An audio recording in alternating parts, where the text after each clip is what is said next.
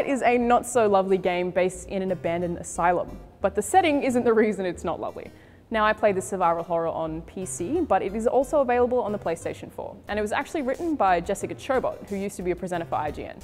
She licked a PSP on camera once, and there was this whole internet thing about it.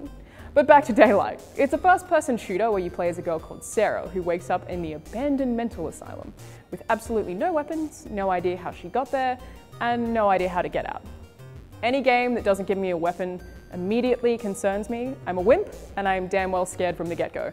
But that said, Daylight is so cliche and there isn't a whole lot of direction, so there's not that much incentive to survive at all. I never thought I'd say that about a survival horror, but the lack of purpose really takes something important away from that atmosphere. You're basically just exploring for clues because some guy you don't know told you to, armed with your phone that serves as a map and some glow sticks. What you spend most of the game doing is navigating the maze that is this hospital. But there are also mazes drawn on the walls and on the floor for no real exciting reason. It's a shame, really. What you spend most of the game doing is navigating the maze that is this hospital.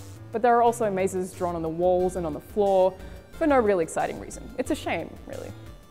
Where the occasional maze in a survival horror can be really tense and stressful because you don't know what will be around the next corner or what you might run into if you run into a dead end, Daylight is just sort of frustrating.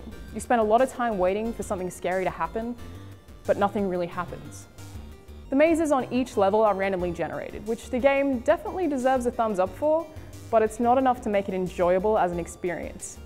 There are little things that are enough to scare me from time to time, like seemingly inanimate objects moving around for no reason, or creaky doors, or unexplained noises, but my being mildly scared means that for most much tougher people, Daylight offers nothing new or exciting, just a bunch of mazes that lead you to keys that lead to other mazes. That said, there are bad guys or bad women that appear as you progress through the story. The first time I saw one, I did freak out a whole bunch, and the lights were flickering and I had no idea what I was facing, but they're fairly easily taken out with flares. As is in any good survival horror, the flares are limited and you have to find them laying around. But those enemies are really more like a side quest.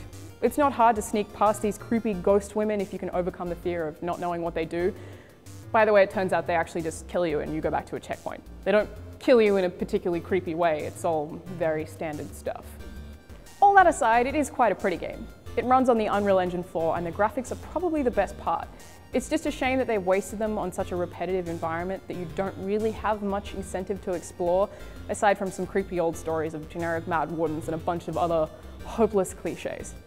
I would still have to recommend this game to anyone who isn't particularly familiar with survival horror games or scares easily, because it might be a good way to ease you into it, especially because it's only 3 hours long. Nothing about the game is fundamentally broken, which is always a plus, but absolutely nothing about the game is fundamentally different or good either. The opposite. It's just one giant, cheesy cliche. I'm Alanah, and you've been watching Button Bash.